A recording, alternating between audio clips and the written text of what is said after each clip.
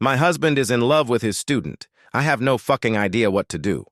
My name is Emily, and from the outside, our lives probably looked like a neatly laid out sequence of ideal milestones. But sometimes, what you see on the surface doesn't quite tell the whole story underneath. My husband, Michael, and I met during our sophomore year at the University of Michigan. We were both pursuing degrees that promised intense careers, mine in architectural design and his in medicine. Our paths crossed in an elective class, History of Modern Europe, a subject far removed from our major fields, perhaps explaining why we noticed each other among the crowd of future doctors and architects. Our meeting was as mundane as it was fateful. A spilled coffee, a stack of medical textbooks teetering precariously. I reached out to help, and our stories entwined from that moment. He apologized for the mess, his voice calm, a stark contrast to the frantic rush of the cafeteria. We talked briefly about our courses, laughed at the serendipity of our majors colliding, and exchanged numbers. That brief encounter grew into long nights spent discussing everything from Renaissance literature to the intricacies of human anatomy. In him, I found a listening ear and a thoughtful heart. In me, he found a burst of creativity and warmth. From the start, Michael was the kind of man who drew people in effortlessly. His charisma wasn't the flashy kind that fades after a few encounters. It was a gentle, enduring magnetism coupled with a brilliant mind that fascinated me endlessly. I remember how during our study sessions, he'd relate historical events to human behaviors with such passion that even the driest facts seemed to breathe and live. We fell in love among books and coffee spills, our conversations stretching late into the night, often closing the library down. By the time we graduated, there was no question that we would marry. We were married 2 years after my graduation, in a small, intimate ceremony surrounded by family and friends. It was simple, beautiful, just like we wanted. Our lives together felt like a constant adventure, from our small apartment filled with mismatched furniture to our discussions about future dreams and aspirations. Fast forward 8 years, we were celebrating our daughter Sophie's birthday. Born in the early uncertain days of 2020, she was a light in a time of global upheaval. Michael had by then become a respected professor at a medical school, adored by his students for the same reasons. He had once captivated me. His career had flourished in the ways we had imagined, and he carried his responsibilities with an admirable balance of seriousness and empathy. Michael's career as a professor at the local med school was a source of pride for us both. He loved teaching, loved the spark in his students' eyes when complex concepts finally made sense. I watched him over the years growing into a role that seemed tailor-made for him, mentor, educator, and occasionally friend to his students. He was a doctor himself, a fact that filled our conversations with fascinating, if sometimes gruesome, stories from the hospital. His dedication was as clear as the exhaustion that would sometimes shadow his features after a long day. For my part, I had put a pause on my own career to focus on raising Sophie, a decision that felt right despite the shadow it cast on my professional ambitions. It was a life that I never really questioned. The normalcy of it was comforting in its own way. My days revolved around playdates and parent-teacher meetings, interspersed with freelance design projects when time allowed. Michael and I, we were a team, or so I believed, navigating the challenges of parenthood and professional life with a kind of synchronized rhythm that most of our friends envied. Sarah, a fellow academic in Michael's department, had become one of my closest friends through these years. Our friendship was one of those fortunate relationships that extended beyond mere convenience and entered the realm of genuine affection and respect. Sarah had been there through every major milestone, my pregnancy, Sophie's birth, and every minor crisis in between. She was vibrant, outspoken, and fiercely intelligent. Our friendship had started on mutual professional respect and a shared love of old jazz music. She knew Michael as well as anyone could in the professional maze of academia. Their friendship, rooted in years of collaboration, seemed just another part of the normalcy of our lives. She was a constant in our lives, trusted implicitly by both Michael and me. Sarah had always been straightforward, which made her recent behavior all the more puzzling to me. In the weeks leading up to that unsettling lunch, I had begun to notice subtle changes in the way she spoke about Michael. It started with offhand comments that seemed to hover on the edge of caution, suggesting I keep a closer eye on him, not just as a husband but in his professional sphere. Each time such a suggestion surfaced, she would quickly steer the conversation towards less delicate topics, like department politics or upcoming college events. "Just watch how he is," Sarah would murmur, as we watched Michael interacting with colleagues at a faculty gathering. Then, seeing my furrowed brow, she'd laugh and wave off her previous comment. "I mean, look at how he manages to charm everyone. You snagged quite the catch." It was disconcerting, this pattern of hinting at something amiss, and then retreating into platitudes about Michael's charm and professional dedication. My trust in Michael was unwavering. He was not just my husband, but also the father of my child, a man who had always upheld the highest standards of integrity and affection in our marriage. How could I suspect him of untoward behavior? Michael was deeply involved in his role as a professor. He had always taken his responsibilities seriously, providing guidance and support to his students while maintaining professional boundaries. His love for us was evident, his commitment unwavering. So, when Sarah insinuated there was something I should be wary of, it felt like a betrayal of the trust I had in him. Each time Sarah made these cryptic comments, I observed Michael more closely, looking for any sign that might justify her insinuations. Yet nothing seemed out of place. His interactions with colleagues and students were as they had always been, respectful and professional. At home, he was the attentive husband and loving father, often talking about his students with pride, but never crossing the line into inappropriate fondness or familiarity. But Sarah's behavior grew increasingly odd. At times, she appeared distracted, her gaze lingering on Michael a little too long during social events, her comments more pointed, tinged with an urgency I couldn't understand. "Emily, you know people sometimes change, right? Situations at work can get complicated," she said one evening as we cleaned up after a dinner party. Her tone was serious, lacking its usual lightness. "Sarah, are you okay?" "You've been a bit off lately," I replied, concerned for my friend who now seemed to carry a burden she was hesitant to share. She paused, a frown creasing her forehead. "It's nothing really, just work stress, I suppose. But you know, it's always good to keep an eye out for everything." Her ambiguity frustrated me. What was she hinting at? If there was a genuine concern, why wouldn't she just say it outright? Sarah's behavior continued to gnaw at me, a constant reminder that something wasn't quite right. Yet every time I looked at Michael, every time we shared a laugh or a quiet evening together, Sarah's insinuations seemed ridiculous, almost offensive. How could I doubt the man who had been by my side through every significant moment of our lives together? As the weeks passed, I tried to dismiss the unease that Sarah's words had instilled in me.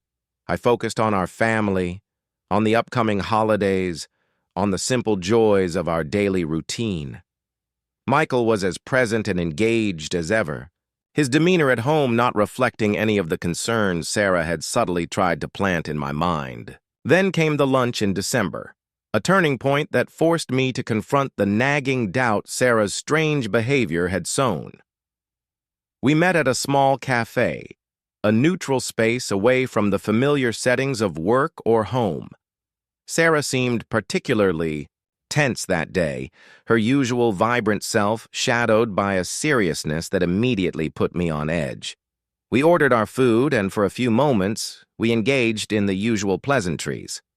But as the waiter walked away, Sarah's demeanor shifted. She looked around, ensuring no familiar faces were within earshot, and then turned to me with a solemnity that instantly chilled the air between us. Emily, I've been beating around the bush for too long, and I'm sorry for that. I need to tell you something important about Michael, she began, her voice low and steady. It's about him and a student. I felt a cold knot form in my stomach. The vague hints, the changed behavior, all led to this moment. Despite my deepest fears, I had believed in my husband's fidelity, in the sanctity of our life together. Sarah's next words would challenge everything I thought I knew, forcing me to see beyond the facade of normalcy that I had clung to so desperately. What she disclosed next wasn't just a revelation. It was a shattering of the trust and reality I had built my life around. Then, out of the blue, she voiced a suspicion that had apparently been troubling her for some time. Something, she suggested, might be going on between Michael and a med student, specifically a bright young woman who was not just any student, but one who seemed to look at Michael not just as a mentor, but perhaps something more. The idea seemed ludicrous. Michael had always maintained a professional distance that bordered on aloofness, his interactions with students uniformly marked by respect and propriety. I laughed it off at first.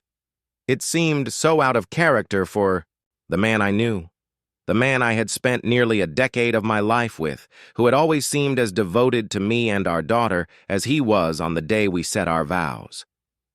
But as Sarah described what she called yearning looks, exchanged in moments caught in the corners of classrooms and hallways, my laughter began to sound hollow, even to my own ears.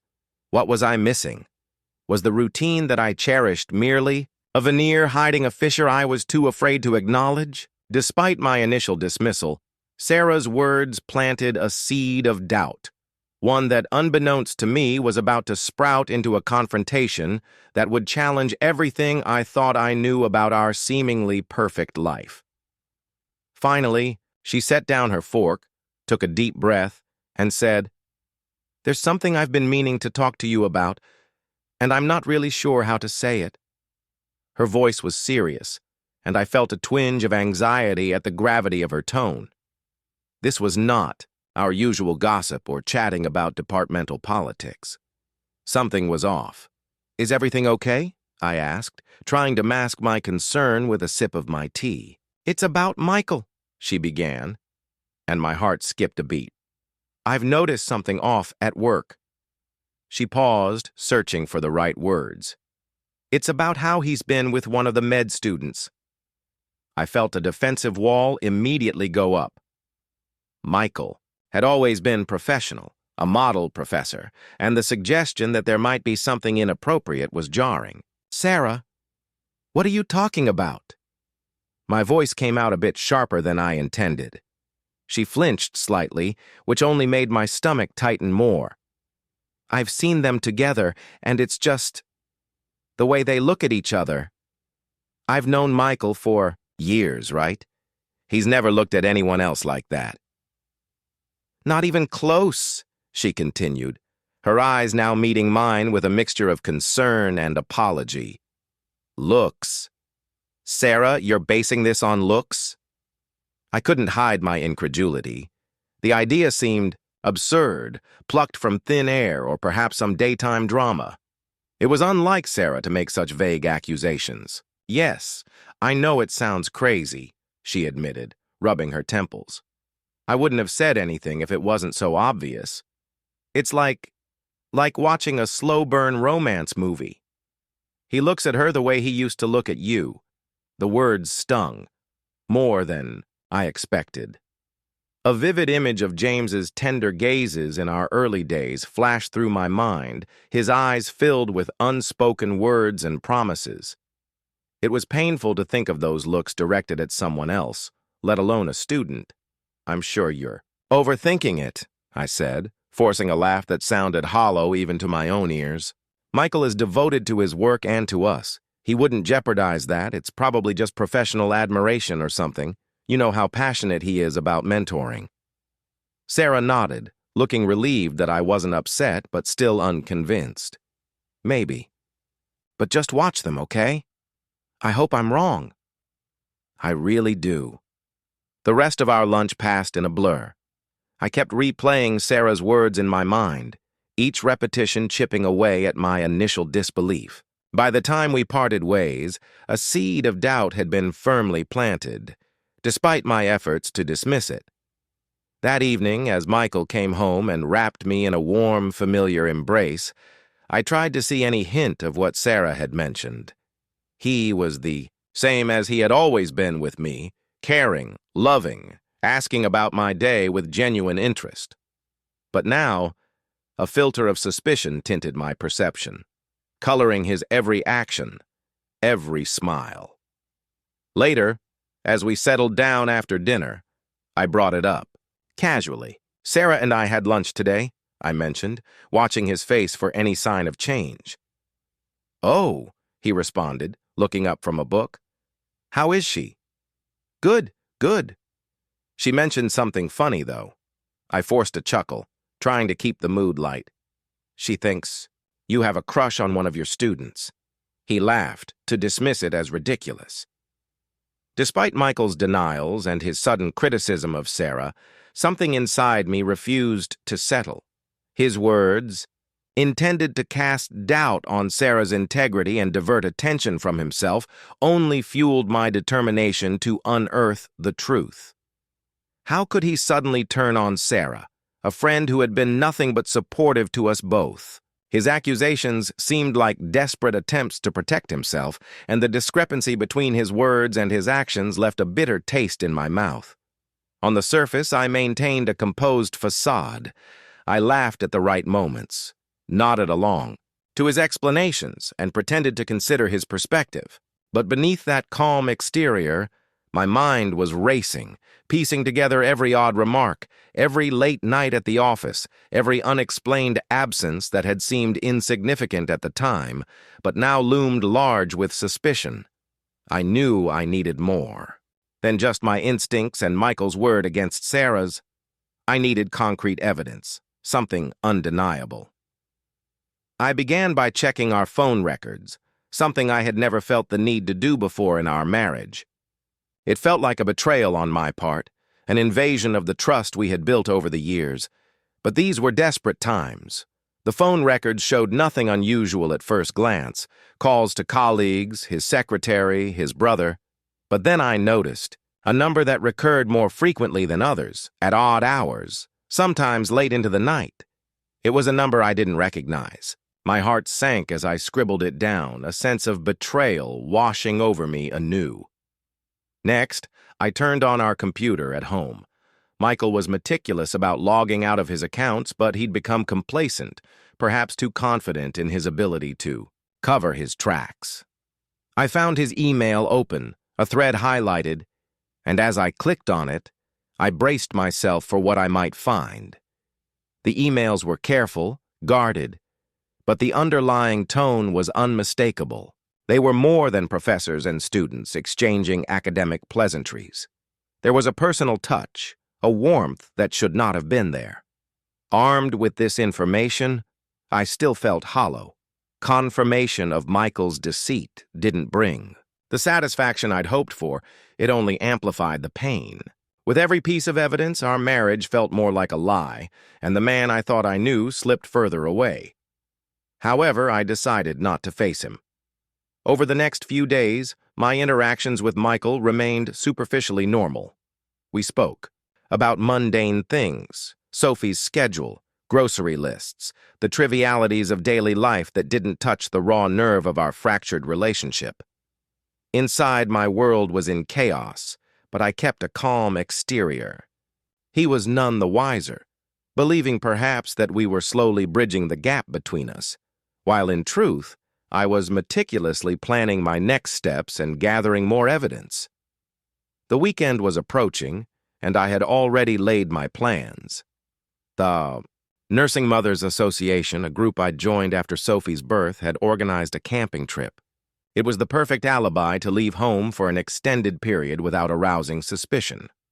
I informed Michael only a couple of days beforehand, asserting that it would be a good bonding experience for Sophie and me and a refreshing break for myself. He responded with enthusiasm, overly so, which now seemed another red flag in his recent behavior. "Have a great time," he said, smiling. "You both deserve this break.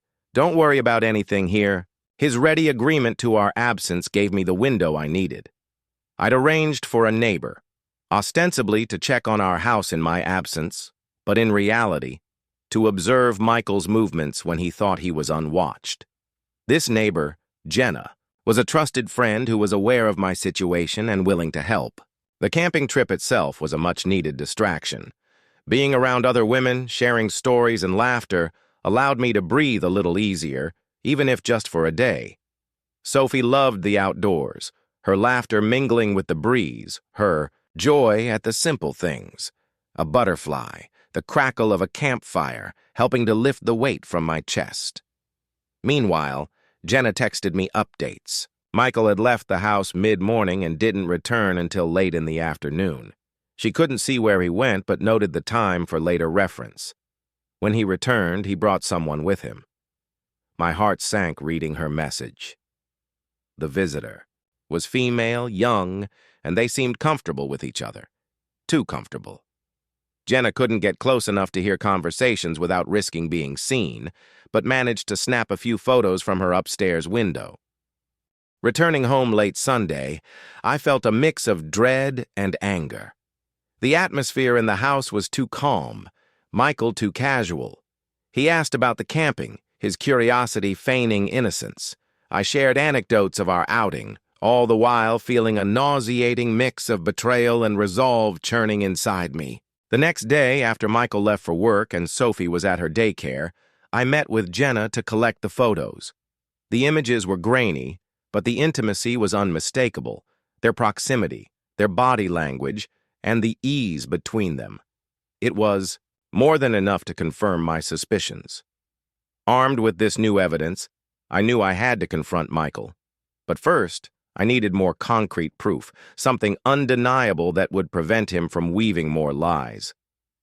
I contacted a private investigator, recommended by a lawyer friend.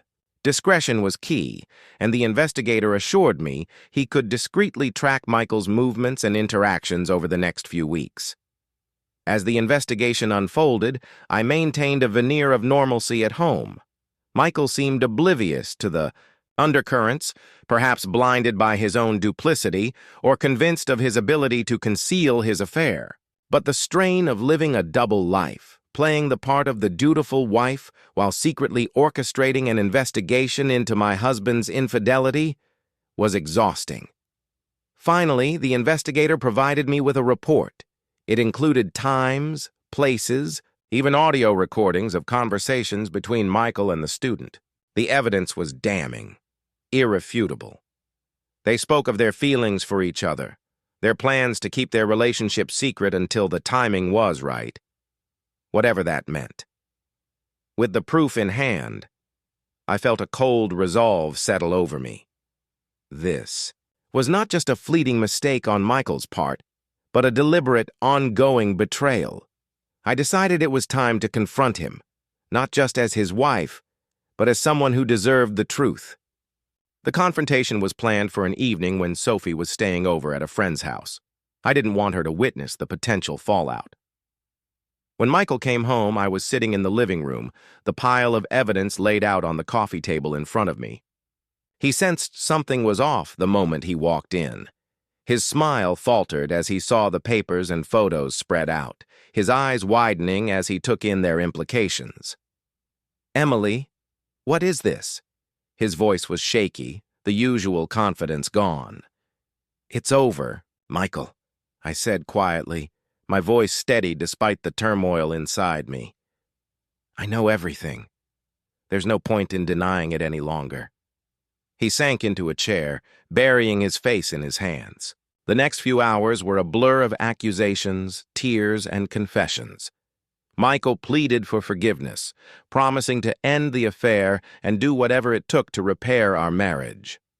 But something inside me had broken beyond repair. The trust was shattered, and no amount of remorse could rebuild it. I asked him to leave, to give me space to think about the future. He left, defeated, carrying a small suitcase with his belongings. The house felt empty, the silence a stark contrast to the chaos of emotions that had filled it just hours before. In the days that followed, I consulted with my lawyer to discuss the next steps. Divorce seemed the inevitable conclusion, not out of spite, but necessity. I needed to rebuild, to create a stable, honest life for Sophie and myself. As I navigated the complexities of separation and legal proceedings, I also reached out to a therapist to begin working through the emotional fallout of the betrayal.